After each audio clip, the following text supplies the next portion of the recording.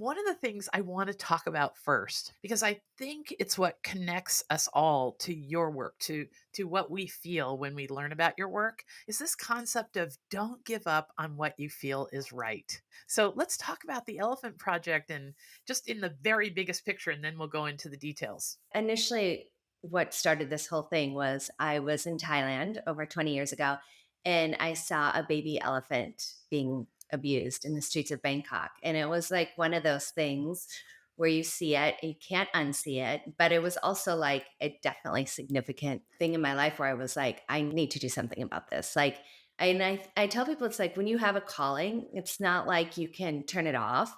And sometimes I wish I didn't have a calling because it's been like, it's so hard sometimes, but I'm like, when you have a calling, it is what you do.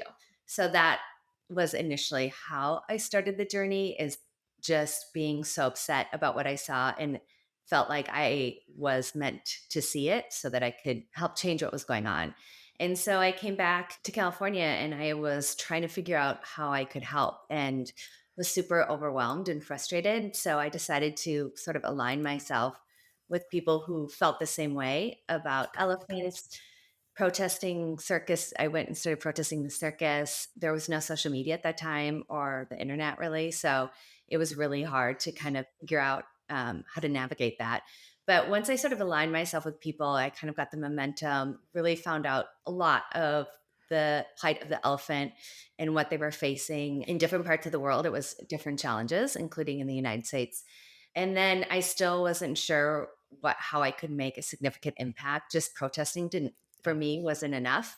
I felt like I was supposed to do more. And the turning point really was I saw it's kind of full circle because now I help dogs too, but I saw a dog in a shelter in Los Angeles that was going to be killed. It was a German Shepherd, and I rescued him and brought him home, and he was bigger than my house, and I found a home for him. But the woman who helped me find a home told me, "You have to do something more." Like, I was like, "Yo, you're right." And she said, "No, do it." So I kind of needed someone to tell me, like, you just do it, like, no more talking about it. And so I saw my daughters playing with the stuffed animal and realized, like, oh, I have a background in product development and design, and I could make my own stuffed animal to create awareness and funds for elephants globally.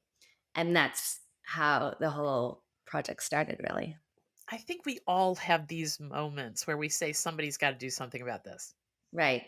You may have heard my story. I don't tell it very often on the podcast, so I'll share it. Is that I was a dentist for 25 years.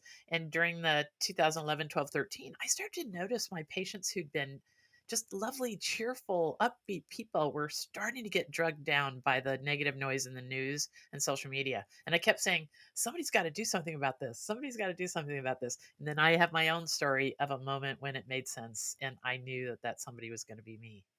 So I Right. love that part of your story. Talk to us about the Elephant Project. Like, tell us it's a business, gives 100% of its net profits, but take us deeper on how you connected all the dots from going from a significant emotional event to creating a business, and now you're here.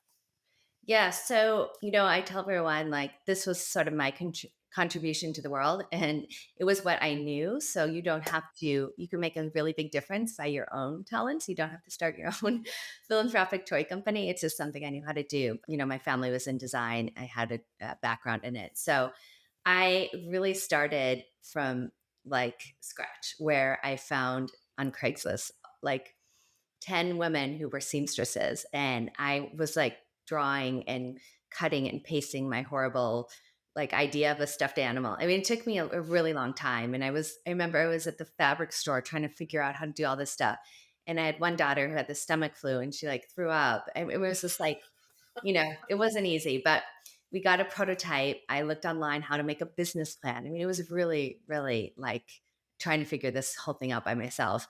And after a lot of trial and error, I found a factory. I, did this whole business plan. I kind of put it out to the world, knowing that this was sort of my vision. I always tell people are like, you're so lucky. I'm like, I am really lucky, but I also worked so hard for it and put in so many hours and Mhm, had a lot of success, but a ton of failure too. So that's mhm. also part of it. But I think when you're fully committed, it kind of keeps you moving along. But yeah, so I had a prototype and I I had them made and I kind of put it out there, and like instantly people just gravitated toward it. And that's kind of how I was like, okay, it was a sign what we were talking about before. The universe was like, okay, you're doing the right thing. And it's kind of been like that ever since.